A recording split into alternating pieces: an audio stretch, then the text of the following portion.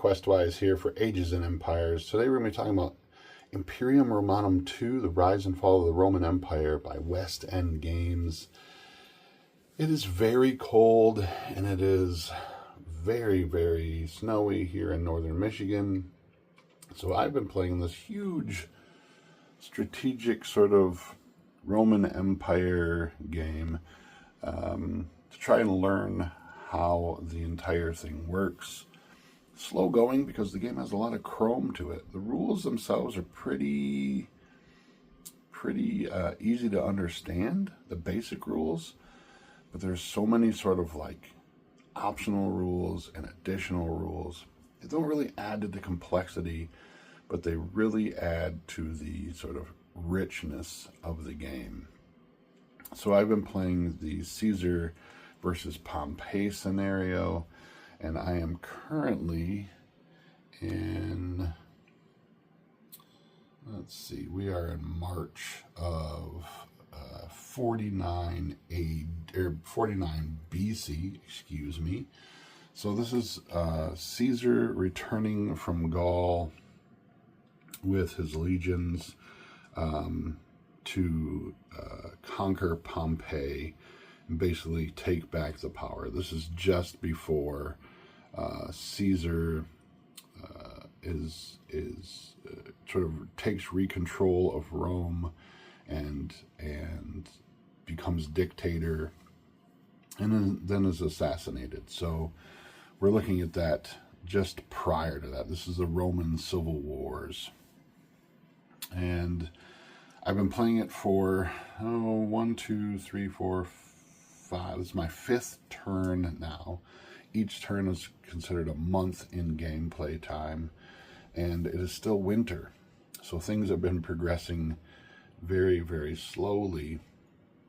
But this is my first time playing this game. I picked this up from Noble Knight Games as a used copy, but in very, very good condition. And I'm really falling in love with this game. Like, it is such a rich, beautiful game, and there are like 30-some scenarios. I started with the first official one. There are 2 like sort of beginner scenarios that I didn't touch because it doesn't focus on anything like naval operations or any of that kind of optional rule stuff.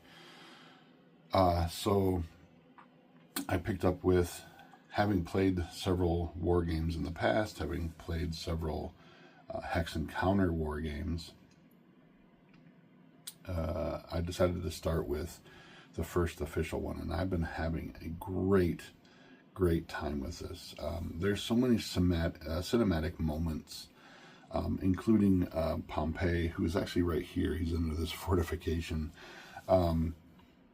Pompey having moved he's got a bunch of like big armies over here that I tried to move across the sea past Greece to reinforce Italy, and most of them died because it's winter. Traveling via the ocean is extremely deadly, and he's lost most of his fleets and most of his soldiers on their trip back. But I'm having a great time with this game, and I think it's definitely, if you're into the Roman Empire, Roman Republic, if you love anything about Rome, this is definitely worth a pickup. I picked up from Noble Knight Games for extremely great price. I think like 90% of it was unpunched. The only drawback to this game that I've found so far, West End Games, their counter sheets are not very well cut. So you need to use an X-Acto knife to cut the rest of the counters off. They're not punchable like some of the more modern games. But I think the counters look very well. I don't have a counter clipper, so I haven't clipped the corners. You can see kind of on this one where the corner is very sharp and sort of obtuse. So, I mean, eventually I'll get a counter clipper, but there are like 800 counters that come with this game that cover so many different colors and so many different nations. And they're sort of generic in a sense. Rome is definitely purple, or at least Caesar's Rome is purple. The royal part of Rome is purple, but then you have these blue ones that cover it a bunch of different, depending on which scenario you're playing, covers a bunch of different nations. You have green. I might do a video in the future talking about like the game itself and how it is broken down by colors and sort of generic counters, semi-generic counters. But I've been having a great time with this. I'm like 5 turns in.